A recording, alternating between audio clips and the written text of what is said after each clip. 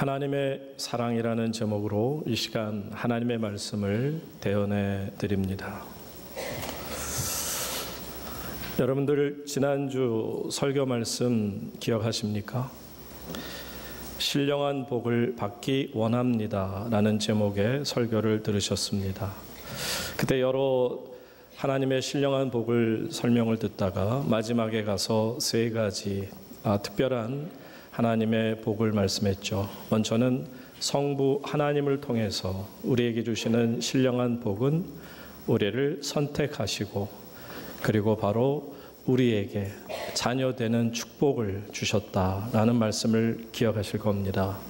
그리고 이어서는 성자 예수님을 통해서 우리에게 주셨던 복은 바로 우리의 죄를 속량 곧 구속하셨다라는 것이요, 또 그 예수님께서는 우리의 친구가 되셔서 우리의 귀에다 대고 이제 하늘나라 비밀을 말씀해 주시는 계시의 복이 임했다라고 말씀드렸습니다.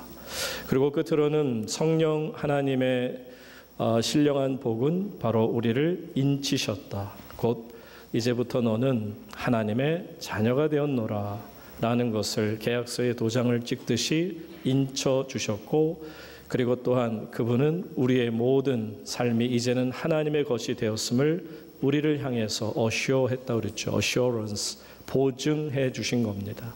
우리에 대해서 분명히 너는 이제부터 하나님의 자녀가 되었음을 믿고 살아라, 이렇게 확증해 주시는 신령한 복 세 가지를 말씀을 들었습니다.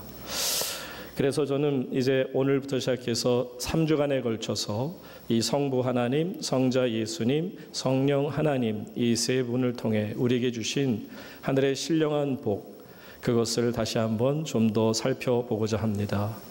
자, 오늘은 첫 번째 시간이 되겠는데, 곧 하나님 아버지, 성부 하나님이 우리에게 주신 신령한 복에 대해서 말씀을 하기 전에 이것을 이 세 분, 성부, 성자, 성령이 하신 가장 귀한 일을 너무 쉽게 우리에게 고린도후서 13장 13절 말씀을 통해 바울이 가르쳐 줍니다. 여러분, 이 말씀은 많이 듣던 건데 하실 터입니다. 바로 이것은 모든 교회 목사들이 이제 축도를 할 때 인용하는 하나님의 거룩한 말씀입니다. 이 시간에는 여러분 모두가 목사된 심정으로 이렇게 축복하는 마음으로 함께 읽도록 합니다. 시작.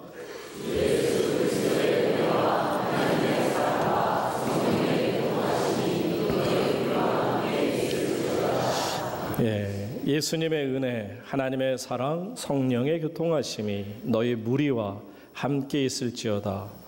제가 호주에서 지내다 보니까 많은 교단의 목사님들이 섞여서 협의회도 만들고 일을 하다 보면 재밌는 것은 우리 통합측 목사님들만 빼놓고는 모두가 이 축도할 때 있을지어다 하고 아주 힘차게 하십니다. 그러면 우리 통합측 목사님들은 그 앞에서 귀가 죽습니다. 왜냐하면 우리는 축원하옵나이다 하지 않으면 안 됩니다.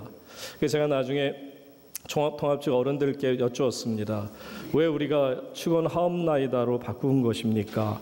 성경에는 분명히 있을지어다 라고 했는데 다른 교단의 분들은 그렇게 하는데 왜 통합측만 그렇게 합니까? 했더니 어떤 시원한 대답을 주지 않습니다. 제 나름대로 해석하기는 우리 통합측은 겸손하니까, 그래서 하나님의 말씀도 우리가 겸손하게 받들어서 이것을 조금 트위스트하는 거죠. 조금 틀어서 그렇게 하는가 보다. 어쨌든 이처럼 그 사도 바울을 통해 하나님의 사랑, 그리고 성령의 교통하심, 그리고 예수 그리스도의 은혜에 대해서 이렇게 설명을 해주고 계십니다. 그래서 저는 성부, 성자, 성령 하나님께서 세 분이 함께 하시는 그 사역을 말씀함에 있어서 오늘은 첫 번째 시간으로 성부 하나님께서 함께 하시는 가운데 우리에게 주신 축복은 바로 사랑이라는 것입니다. 우리가 지난주에 말씀드렸던 것처럼 하나님의 축복은 바로 선택하심과 자녀되게 하신 거라면, 이 선택하심 그리고 자녀되게 하심이 바로 한마디로 표현하면 하나님의 사랑이다, 이렇게 표현하면 정확한 표현이 될 것입니다. 여러분, 우리가 살면서 보지만 참 아이러니컬하게도요, 홍수가 이번에 정말 남부지방이 어려움을 많이 당했습니다만 갑자기 많은 비가 와서 홍수가 나게 되면 온 사방 천지가 다 물로 덮입니다. 물이 너무너무 많습니다. 그런데 말씀드린 것처럼 신기하게도 물이 많이 보여지기는 하는데 정작 물이 없어요. 마실 물이 없다는 겁니다. 홍수 때의 가장 큰 문제는 물은 많아지는데 정작 필요한 생명의 물은 없다라는 것이죠. 여기에 문제가 있는 것처럼 우리가 살고 있는 이 세상을 보시면 정말 사랑 아닌 것이 없어요. 노래도 사랑, 연극도 사랑, 그리고 영화라든지 모든 또 소설이라든지 작품도 보면 다 사랑하고 연결돼 있고 온 세상이 사랑으로 풍년입니다. 사랑으로 홍수가 날 정도로 정말 사랑으로 가득 찬 것처럼 보여집니다. 그런데 문제는 그 많은 사랑들 속에서 우리가 진정한 사랑을 만나지 못했고 마치 먹을 물이 없는 것처럼 우리를 살리는 사랑이 없음에 인간들이 너무나도 힘들어하고 그래서 사람들이 병들어가고 이렇게 고통스러워하고 이렇게 외로워하고 이렇게 괴로워하고 서로 등을 지고 서로 싸우고 번민하는 것이다라는 것입니다. 사랑의 결핍을 말하는 것입니다. 사랑의 고갈을 말씀드리는 거죠. 여러분, 인간은 말씀드린 것처럼 사랑을 먹고 사는 존재라고 말할 수 있습니다. 특별히 우리가 동물하고 그리고 또한 사람하고의 사이를 구별한다면 무엇이 다를까 얘기한다면 동물들은 어떤 본능적인 욕구만 충족되면 I'm so happy, 나는 그냥 행복하다, 그렇게 고백할 수 있어요. 동물들을 가만히 보면 먹을 것만 먹고 나면 그 다음에는 아주 정말 모든 일에 다 만사 오케이처럼 여겨집니다.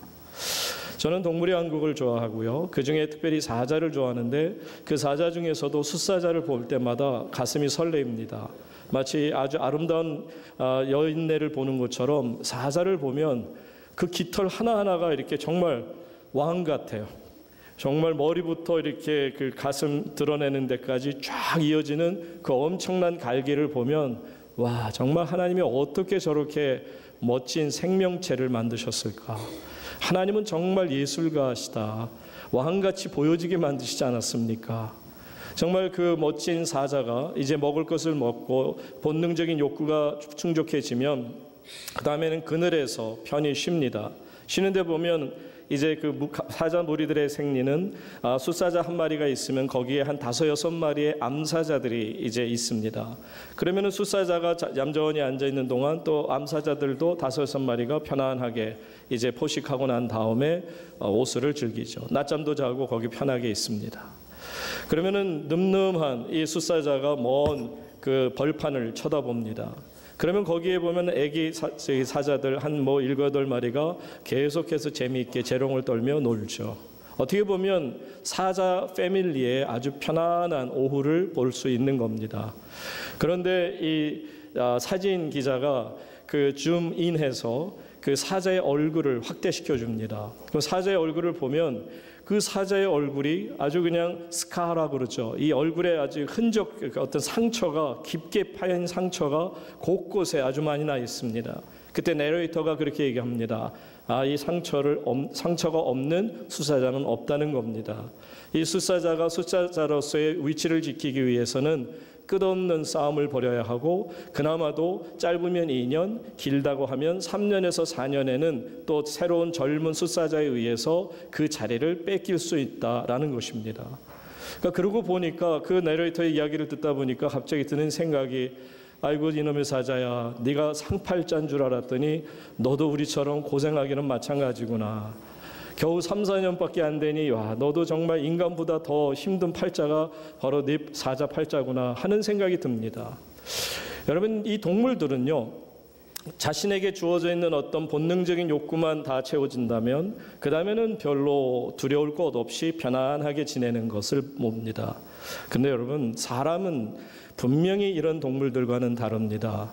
사람은 하나님께서 사랑을 받고 사랑을 나누며 살라고 만드셨어요. 우리를 만들어 놓으시고도 하나님이 우리를 얼마나 사랑해 주셨습니까? 여러분, 찬양처럼 당신은 사랑받기에 태어난 사람, 이것은 어떤 특별한 사람이 아니라 이 세상에 태어난 모든 사람은 사랑을 받아야만 살 수 있는 것입니다. 사랑을 받지 않으면 사람은 살아갈 수가 없어요. 아이들 보세요. 어린아이들도요, 정말 엄마 아빠의 사랑을 계속 확인합니다. 엄마도 한번 쳐다보고 또 뭘 먹다가 또 아빠도 한번 쳐다보고, 그래서 엄마 아빠가 자기를 정말 사랑스러운 눈길로 쳐다보면 또 행복해서 또 그다음에 잘 놀다가 또 엄마 얼굴 또 한번 보고, 계속 아이들은 엄마의 사랑을 확인하고 엄마를 만지기를 좋아하고 엄마 품에 뛰어들기를 좋아하고 엄마가 또 만져주기를 기대합니다.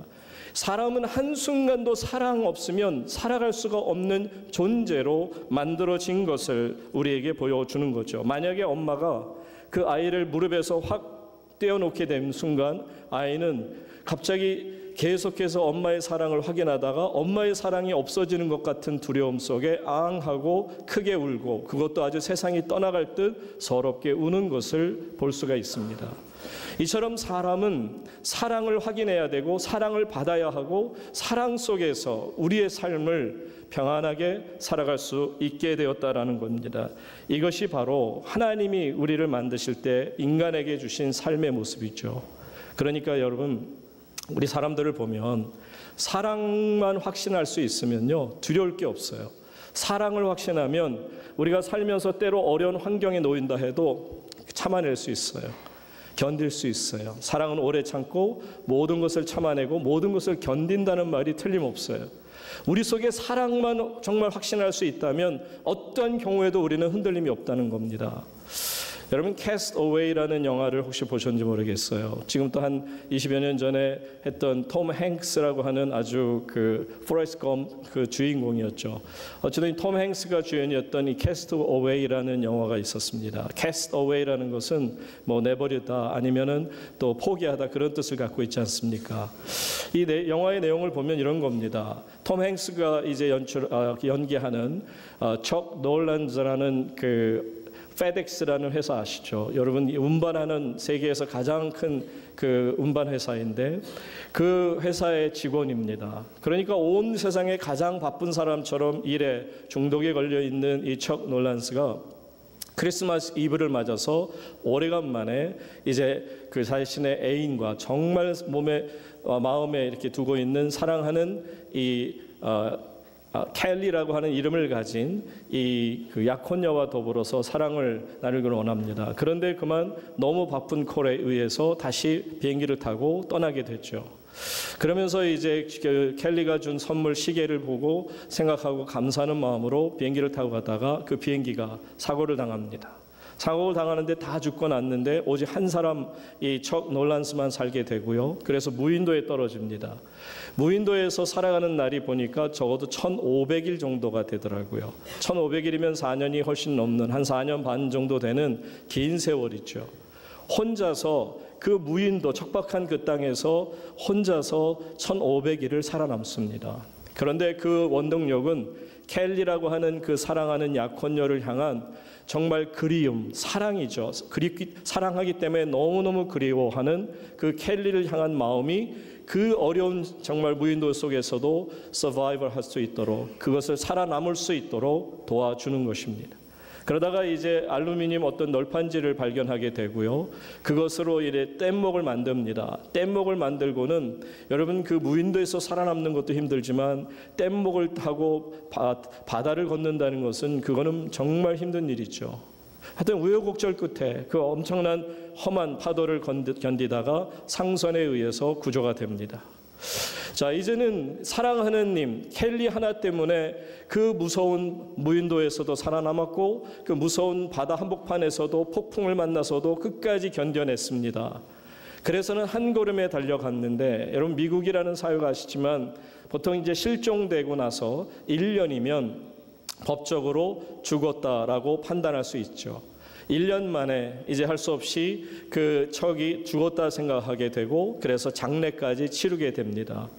척은 살아서 4년 반 만에 돌아왔더니 놀랍게도 3년 반 전에 이미 자기의 장례가 치러졌고요. 더 놀라운 것은 그 사랑하는 켈리가 다른 남자와 결혼해서 아이들까지 낳고 살고 있어요. 여러분 생각해 보세요. 얼마나 마음이 무너졌을까요? 마지막 이제 라스트 엔딩 씬은 이겁니다. 큰 벌판에 서서 이 척 놀란스가 어디로 가야 될지 몰라 방황합니다. 내 삶의 의미가 무엇인가? 내가 어떻게 살아야 하는가? 이것이 마지막 독백이며 대사의 내용입니다. 여러분, 이처럼 사람은 사랑을 갖고 있으면, 사랑에 대한 확신만 있으면 그 무인도가 아니라 그 험한 바다도 건널 수 있는 것이지만, 이미 몸이 편안해졌고 이제는 무인도도 아니고 자기의 삶의 자리로 돌아왔을지라도 사랑을 잃어버리면 다 잃어버린 것입니다. 이것이 하나님이 우리를 그렇게 만드신 거예요. 사람은 사랑을 받지 않으면, 사랑을 날마다 확신하지 않으면 우리는 평안을 누릴 수 없다라는 겁니다. 그래서 하나님은 우리에게 사랑 주시기를 원하시는 거 아닙니까? 오늘 본문에 가서 보시게 되면 특별히 사도 요한, 그분의 별명은 사랑의 사도입니다. 이 사랑의 사도라는 별명을 가진 분이 무엇보다도 하나님의 사랑을 다시 한번 우리에게 확신시켜주고 그 하나님의 사랑이 우리 안에 있음을 깨닫게 하심으로 우리로 하여금 힘들고 어려운 이 세상 속에서도 평안하고 기쁨과 감사가 넘치는 삶을 살아갈 수 있음을 확신하기에, 그래서 오늘 놀라운 말씀을 우리에게 선포해 주고 계시는 겁니다. 자, 7절 8절인데요. 본문 말씀입니다. 7절 제가 읽고 8절은 다 같이 읽습니다. 사랑하는 자들아, 우리가 서로 사랑하자. 사랑은 하나님께 속한 것이니 사랑하는 자마다 하나님으로부터 나서 하나님을 알고. 8절.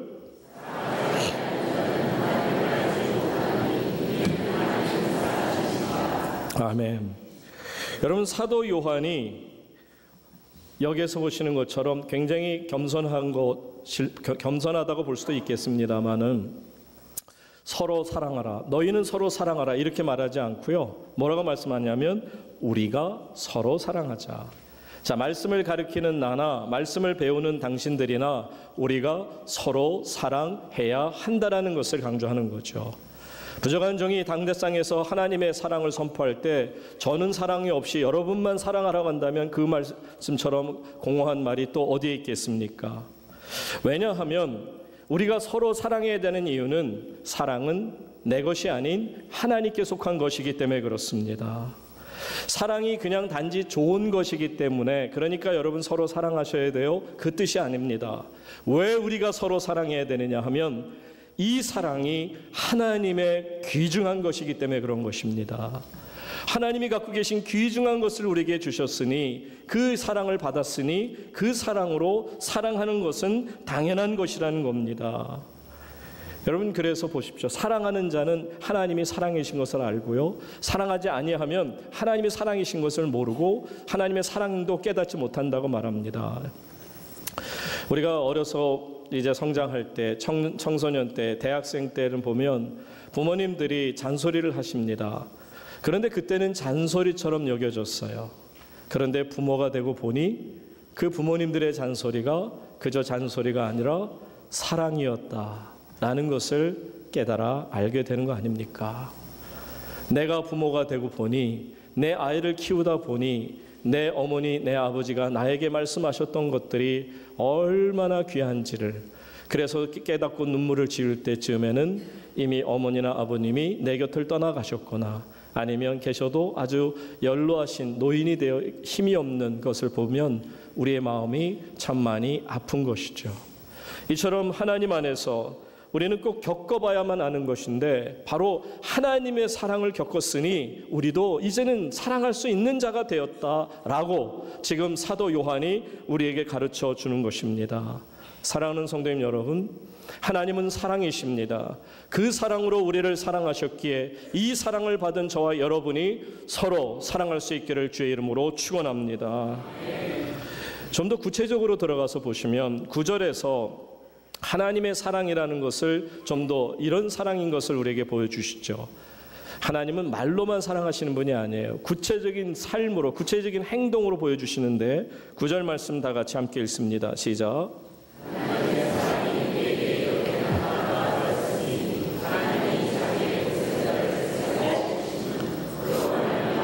우리를 살리려 하심이라. 아멘. 여러분, 하나님께서는 물론 말씀도 사랑이세요. 하나님의 선포되는 말씀은 사랑이십니다.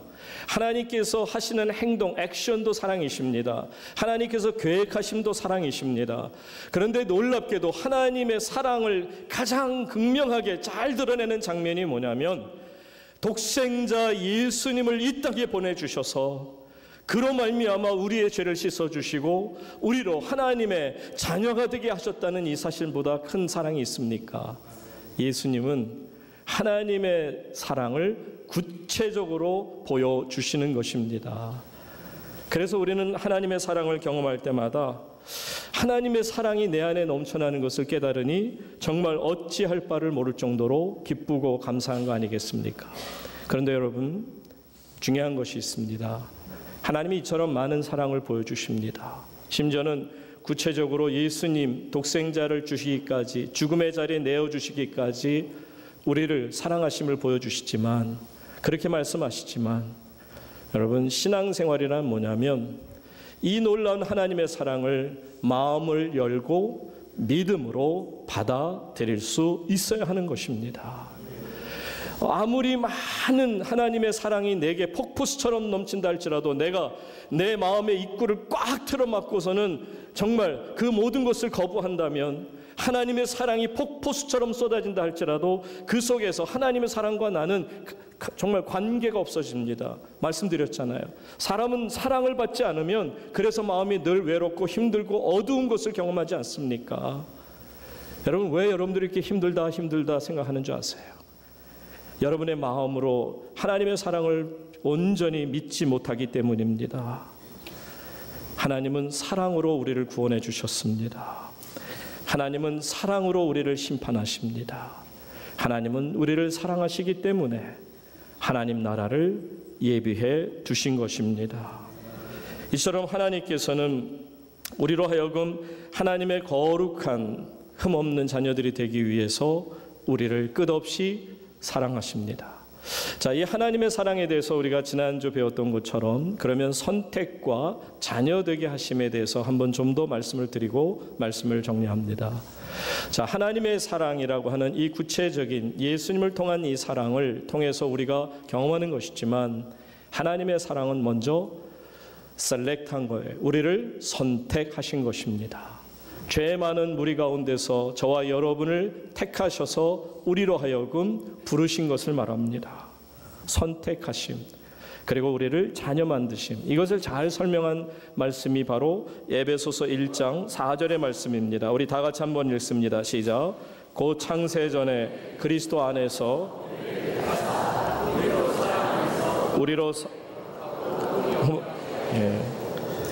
우리를 택하사 우리로 사랑 안에서 흠없고 거룩한 자로 만들어 주기 위한 것이 하나님의 뜻이라는 거죠. 선택은 바로 그래서 사랑이라는 겁니다. 여러분 아시겠지만 내가 구원을 얻게 된 것이 하나님의 선택으로부터 시작된 거 아시지 않습니까?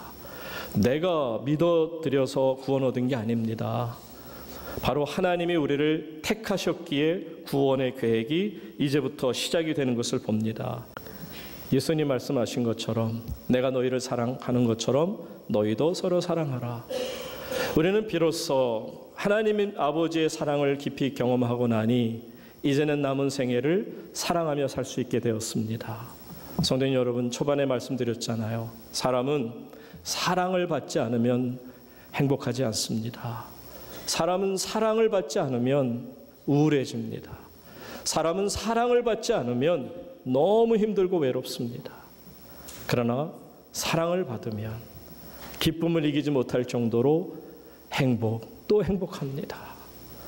저는 여러분들의 남은 생애가 이 땅에서의 어려운 환경 속에서도 정말 예수님 하나님 아버지처럼 사랑함으로 기쁨으로 가득 찬 삶을 살 수 있기를 소망합니다. 아멘. 그래서 주님 안에서 하나님이 우리를 사랑하신 것처럼 서로 사랑하며 사는 저와 여러분 될 수 있기를 주님의 이름으로 축원합니다.